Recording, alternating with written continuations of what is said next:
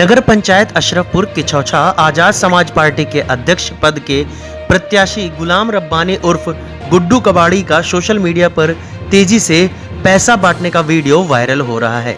वहीं viral video को लेकर आदर्श समाज पार्टी के अध्यक्ष पद के प्रत्याशी ने इस वीडियो का खंडन करते हुए बताया कि ये वायरल वीडियो बहुत ही पुरानी है।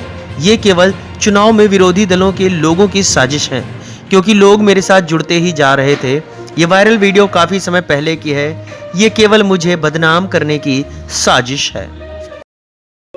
ईद आ गई तो लोगों से ईद मिलने के लिए गया, तो भाई जो मेरे पास था वो मैं दिया, किसी को 10 दिया, किसी को 50 दिया, किसी को 100 दिया। ईद मिलन के मौके पे दिया। ऐसे ही मैं होली मिलन के लिए गया, तो होली के मौके पे यही काम मैं किया। अब वो सब पुरानी वीडियो, क्योंकि मेरे पीछे बहुत लोग लगे हैं, तमाम कहने में मकसद ये है कि तमाम नेतागण लगे हैं कि ये चुनाव इसका खड़ा है और चुनाव ये इनका हाईलाइट हो रहा है और चुनाव एक्टिव हो गया है। और यहाँ समझ लीजिए कि मैं चुनाव 101% मैं जीतूंगा। अब ये विरोधियों को दर्द हो रही है।